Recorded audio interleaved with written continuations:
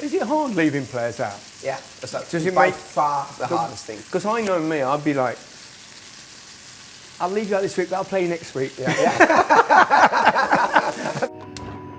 Well, I've got Thomas Frank coming for dinner, and I'm being a bit bold because I'm going with fish, and he's a Dane, and they know a lot about fish, so it's probably a little bit dangerous. I'm doing a crab starter, and then I'm going to do a Dover sole au meunier, something like that.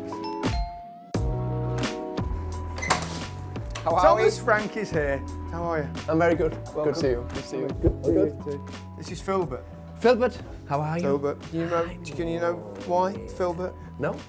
Filbert Street. Do you know what Filbert Filbert Street is? No, I should. It's the Leicester City's ground Oh, before it was renamed King Power. We learn every day. There you go. Yeah. That's what we're here for. Yeah, exactly. Welcome. Anyway, Thank come you. in. Come in. I'm being very brave. I'm doing fish for someone from Denmark. Fantastic. Took a chance. So, and a good glass of If white? not, I've got a cottage pie in there that I can heat up that I cooked. no. I What cooked about the yesterday. white wine? White is okay? Yeah, more than fine. Yeah, good.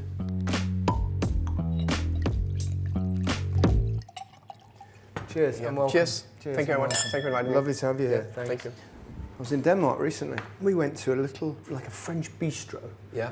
in the centre, and the chef's quite well known. And he came over and he went, I really like Micah Richards and Alan Shearer. You didn't tell them. Random, yeah. Yeah, didn't tell them. Of course I didn't. No, of course. No. I told him, wow, the chef came up, he said he really doesn't like either. Yeah. Let's try one of these. Yeah, thank you. It's like the crab salad with a little bit of spice. Oh, nice.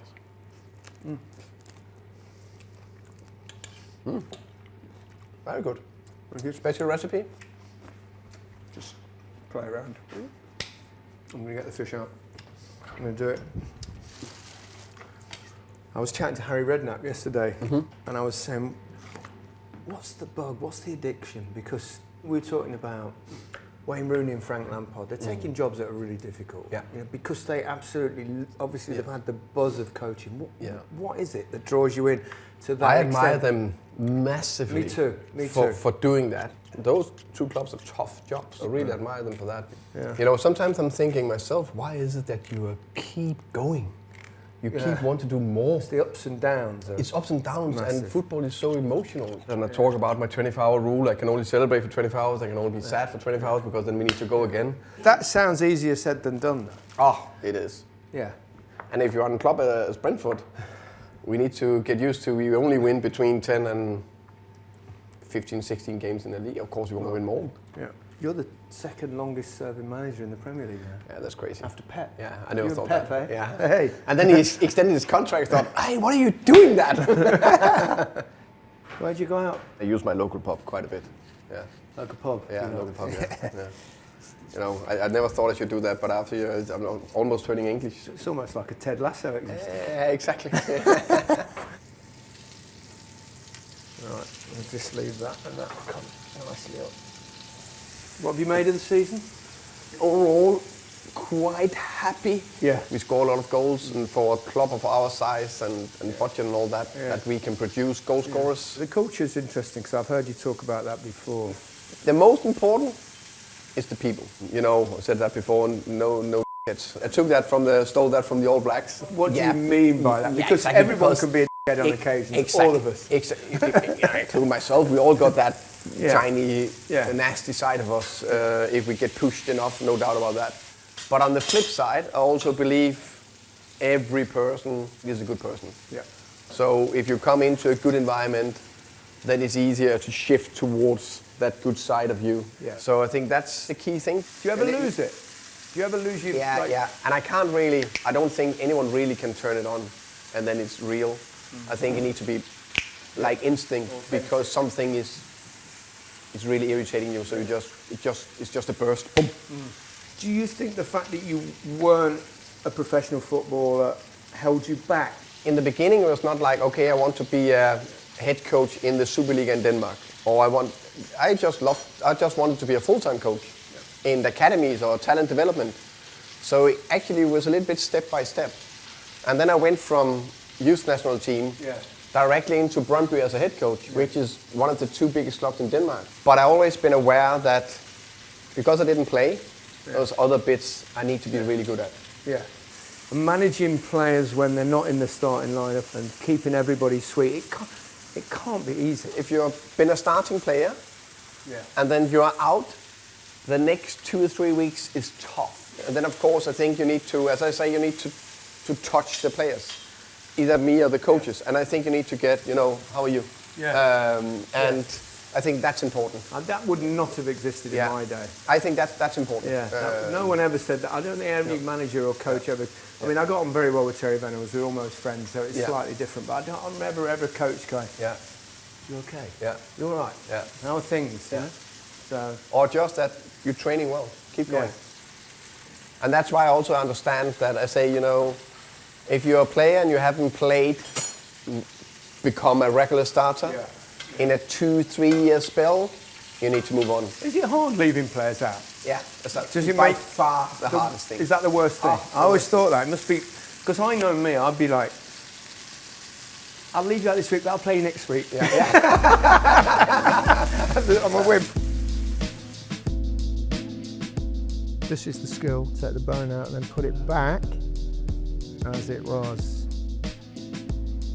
Got the sauce here as well. Et voila. What do you say in Denmark? Do you say it like bon appetit? Værsgo. Værsgo? Yeah.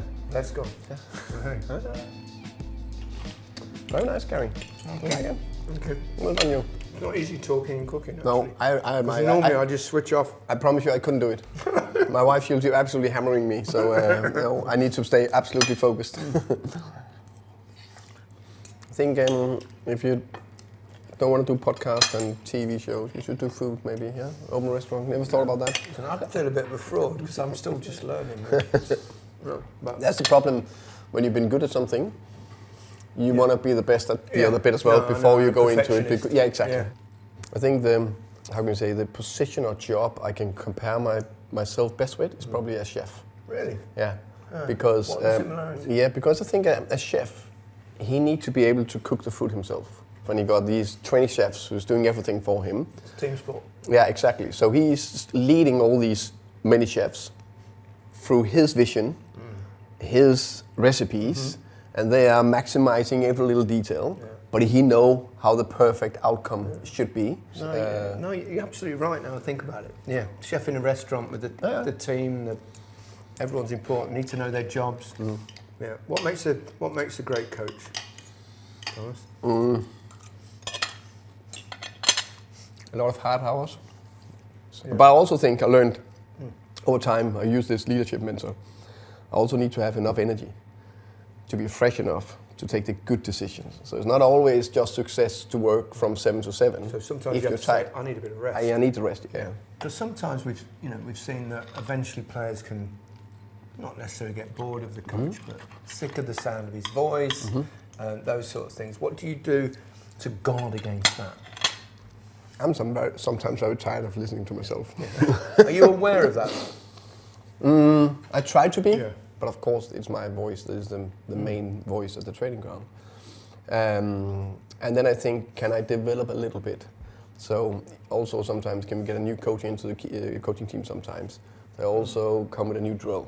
So it's always a little bit refreshing things. So I'm aware of that. And as you say, the style, I need to change things to also keep myself on it. Hence the slightly shift this season. Yeah. So that's a little bit back to my mindset. I always wanted to play offensive football, and we started last season. It's a combination of what's best for the players we got. We have this style, but what kind of players? Because I can't pick all the best players in the world. So that's one thing. But also to keep developing the team. So this season, for example, we got Mikkel Damsgaard in the team. Give something different to the team. Add something, and I think they added a good layer. He's got a real quality about fantastic quality. We got Stefan Vandenberg, also changed the dynamic a little bit. So I think that way is also a part of developing the team. And then you got some, you call them good pros, Christian Nørgaard, Mathias Jensen, Vitaly Arnold, Ethan Pinnock. All those 4 are still the one who train the hardest. So that's good. But if they don't, then it's my job to say, hey, you're dropping now. to get them up to the highest standard. Players are monitored now, aren't they, with the Yeah. kit on, and Yeah. you can. Do you look at that kind of data a lot or not, or do you go more from what you see with your own eyes? Now I use my eyes first to what I see in the game or in the training, and then I always back it up with numbers. So I'm thinking, it doesn't look like he's working hard enough. So then you look into the And then I look into the data, and then I can see, he actually worked hard enough. Maybe I just caught a bad moment after you've done 3 sprints or whatever. I'm so relieved that data wasn't around. Can you imagine? I think you are cheating a little bit. That's what I mean. Then you go, well, hang on a minute. You want me in the box, don't you? Yeah. And the good thing about the data is that if he's not working hard enough, then it's easier for me to show the data. Look, Well, it's not only... It's easier rather than it's just a matter of opinion. Plus a video clip, of course. Can you see it here? You didn't sprint back. And here the data. Yeah. What do you think is the best you can get out of Brentford Football Club? We need to win the league one day, right? Happened to Leicester, you know. Yeah, I don't know exactly. anyone's ever told you. Leicester is it might be Forest this year. Yeah, exactly. I mean, look what Forest are doing. Fantastic. I mean, that's extraordinary, isn't it? It's very, very well done. I think we need clubs like Leicester and Forest and Brentford, Bournemouth, clubs that's doing different and breaking into the so-called traditional clubs. I think with our status and size, with everything as a club, I think it's about being a sustainable Premier League club. That is an unbelievable achievement. It is. Do you think you get enough credit for it? I don't read everything, so I don't know. Just read. I mean, you should just read the stuff when you've won. Exactly. Never read it when you lose. But I do that. I never read anything when I lose. Yeah. I was and I read occasionally when we win, because I think we all. I think it's just completely honest. We always all need to boost the ego a little bit, and I think that's important. Confidence is important. And confidence and all that. Yeah. Did it get to you a little bit, the difference between your home form and away form? Did that cause you sleepless nights on occasion? No. No. In the beginning, very tough program away from home. Yeah. City, United, Liverpool. Look at the performance, and I thought there was not too much in it. We had one bad performance against Fulham. The rest was quite good, but it was not consistent over 90 minutes. Yeah. But of course, when people keep asking you a question about it, it's nice to get it out of the way. Sorry, apologies.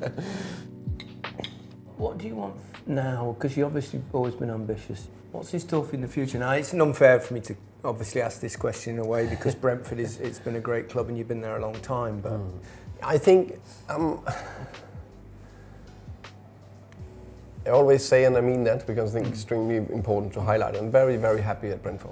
It's in many ways the perfect football job.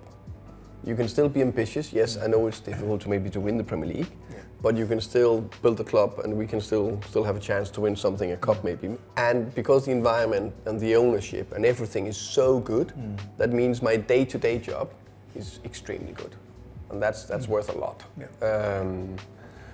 I'm probably pretty sure I'll probably not be in Brentford forever. I maybe walk into another club. That will be completely different because I need to get everything sorted, all that will take time. So I'm very happy here. What happened in the future, I don't know. You love football, don't you? Yeah. Yeah, me too. Thomas, it's been a pleasure. Pleasure. Thank you very much. Glad you enjoyed your food. Yeah, I enjoyed it. It's not carry easy on. doing No, but you asked me too many questions, so I need to have a glass now and cut so I can eat, okay? Yeah.